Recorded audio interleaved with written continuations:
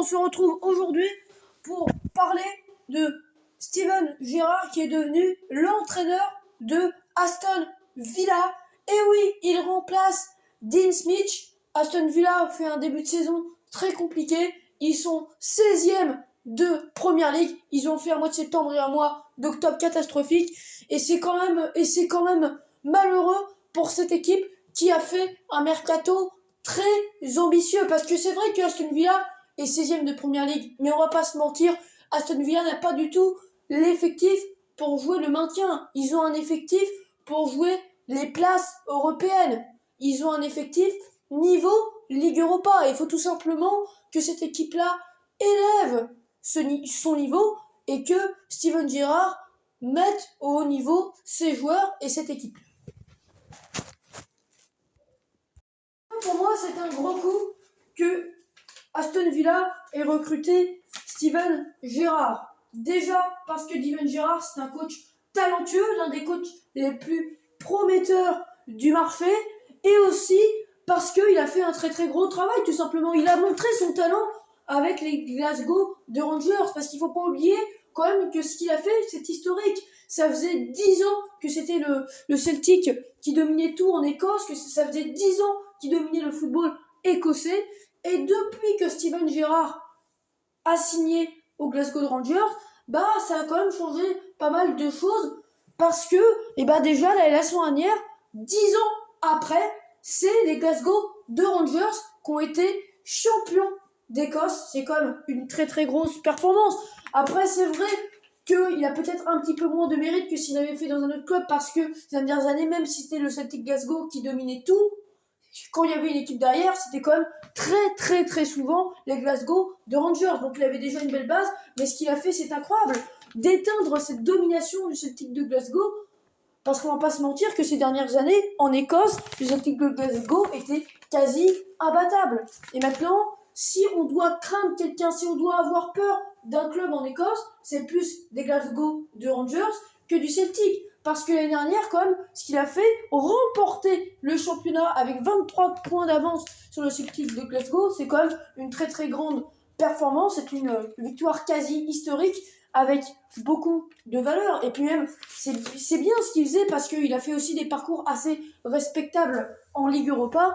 Et puis même, il a une vraie touche, Steven Gerrard. On connaît vraiment la patte de Steven Gerrard. C'est un coach qui prône le jeu offensif. Les Glasgow Rangers jouaient quasiment toujours en 4-3-3.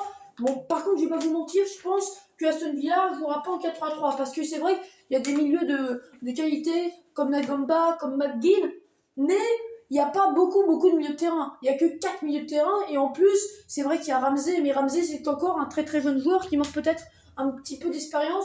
Donc je pense que si Steven Gerrard veut recruter cet hiver, il faudra essayer de recruter des milieux de terrain, parce qu'il en manque. Parce que c'est vrai qu'il y a la qualité, parce que McGinn et Nakamba, c'est deux milieux qui ont un gros volume de jeu, c'est deux milieux box-to-box, mais il manque au moins un, si ce n'est deux milieux de terrain. En fait, le problème, c'est pas la qualité, c'est la quantité. C'est le nombre de milieux de terrain. Donc déjà, je pense qu'ils n'ont pas forcément les joueurs pour jouer avec 3 milieux, ils ont plus des joueurs pour jouer avec 2 milieux.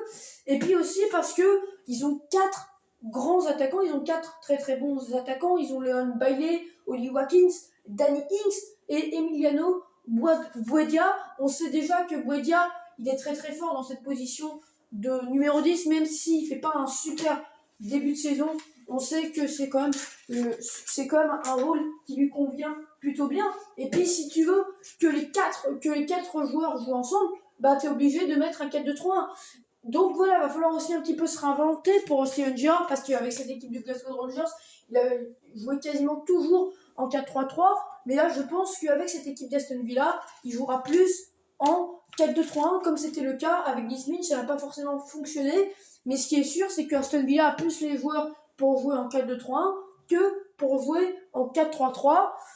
Et puis on sait que l'équipe des Glasgow Rangers adorait avoir le ballon, ils adoraient avoir la possession. Ils avaient 62% de possession en moyenne. Et puis c'était une équipe aussi très offensive, comme je le disais, c'était une équipe qui attaquait à 6 ou à 7 avec beaucoup de projections, que ce soit des milieux ou des latéraux. D'ailleurs, parlons-en des latéraux parce que ils avaient un rôle très très important dans l'équipe de Steven Gerrard. C'était Haribo, c'est bon la vie, non je rigole, c'était Haribo, c'est pas le paquet de bonbons mais le joueur à latéral vraiment très offensif et plutôt bon défensivement, c'est Haribo oh là là.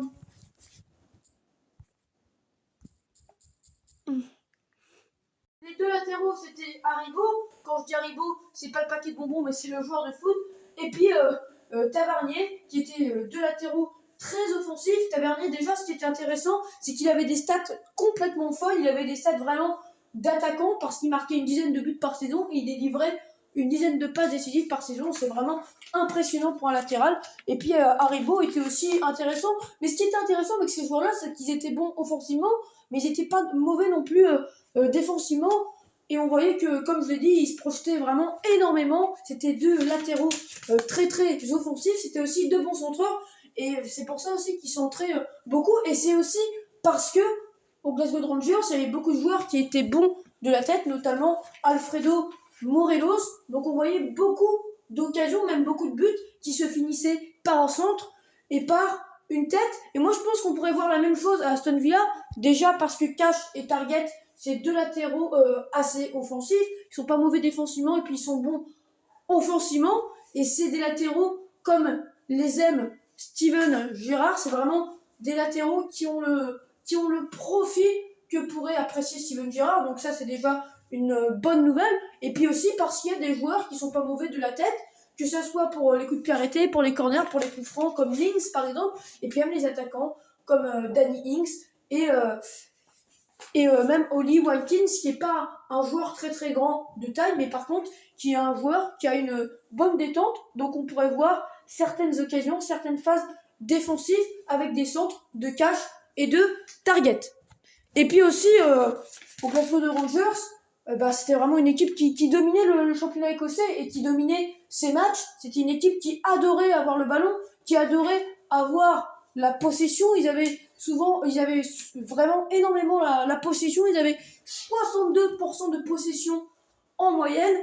Et puis ils marquaient 2,2 buts en moyenne par match. Donc c'est quand même très très fort. Après je pense que Aston Villa, face à des clubs qui jouent le maintien, face à des clubs moyens en première ligue, ils auront sans doute la possession. Mais par contre face à des grands clubs comme Liverpool, comme Manchester City, comme Manchester United, ça va être plus difficile d'avoir la possession. Donc je pense que sur certains matchs, Steven Gerrard devra avoir peut-être un petit peu ses idées à la baisse et devra peut-être s'adapter par rapport à ses adversaires. Et ça va aussi que ce sera quand même un gros changement pour Steven Gerrard. Déjà parce que le championnat écossais, c'est un championnat complètement différent que la Première Ligue, que c'est quand même bien plus faible que la Première Ligue qui fait partie des meilleurs championnats du monde, si ce n'est le meilleur, mais c'est pas le débat de cette vidéo. Et puis aussi parce que avec les Glasgow Rangers, ils dominaient le championnat, ils jouaient le titre, alors qu'Aston Villa, ils jouera peut-être les places européennes, mais en tout cas, il jouera pas les premiers rôles. En tout cas, il jouera pas forcément le top 4, par exemple, mais il jouera quand même les places européennes, normalement. En tout cas, ils sont taillés pour, ils ont les joueurs pour, ils ont recruté pour. Et puis même, je pense que, par exemple, avec le Glasgow Rangers, à chaque fois, il avait la possession. Ils avaient 62% de possession en moyenne par match. Donc, ils avaient vraiment le ballon. Il aimait avoir le ballon. Il aime avoir le ballon avec ses équipes. Mais je pense que Aston Villa, normalement, aura la possession face à des équipes qui jouent le maintien. Et puis même face à des équipes moyennes de Première Ligue. Mais par contre, face à des grandes équipes comme City, comme Liverpool, comme Manchester United, ça sera quand même un petit peu plus compliqué.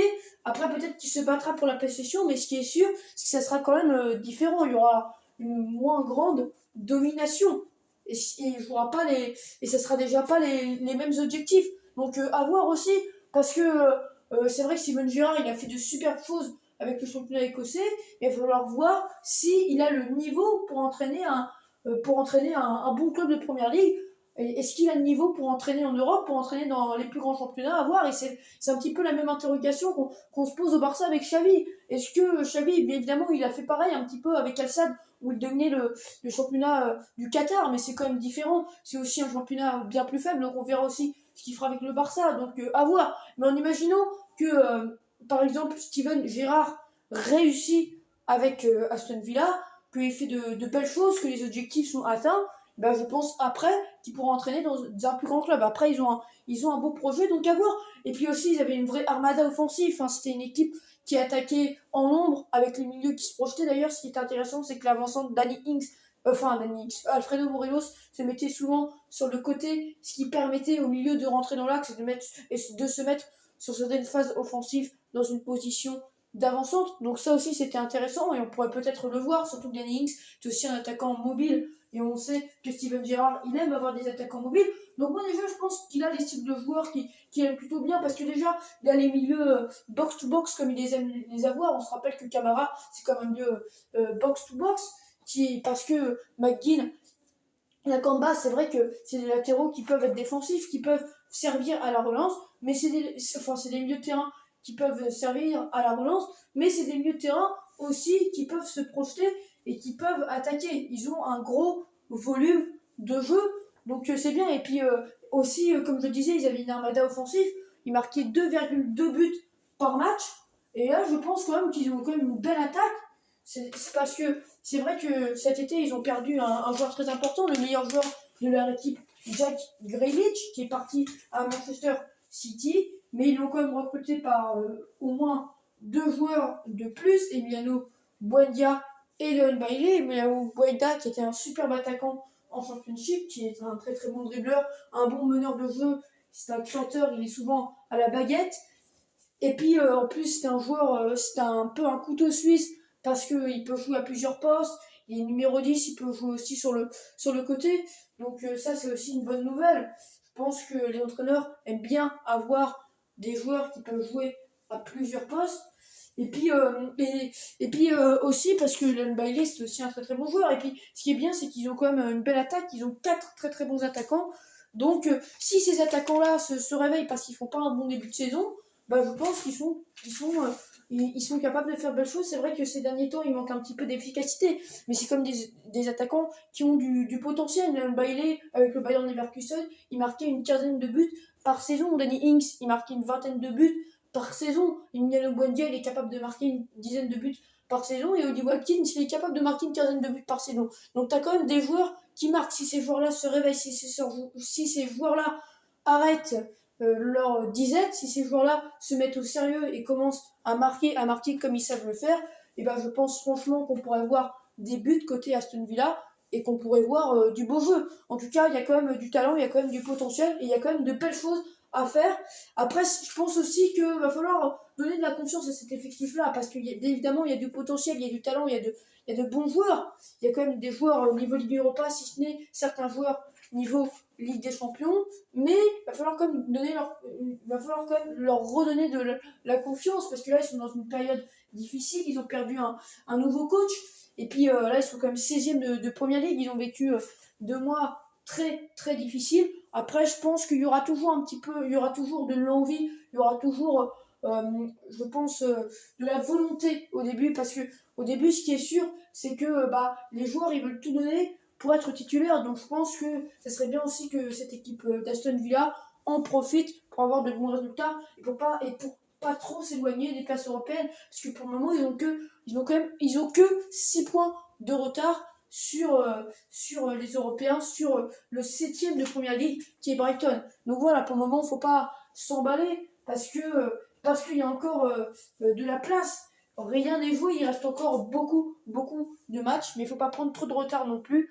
Donc voilà, j'espère que ça vous a plu. On a parlé de Steven Gerrard parce qu'ils ont recruté un coach talentueux qui va retrouver l'Angleterre. Et oui, c'était une légende en tant que joueur avec Liverpool et on va voir ce qu'il donne en tant que coach. Il a fait de belles choses avec les Glasgow Rangers et on va voir s'il reste sur la continuité avec cette équipe d'Aston Villa. Donc voilà, j'espère que ça vous a plu et on se retrouve bientôt pour de nouvelles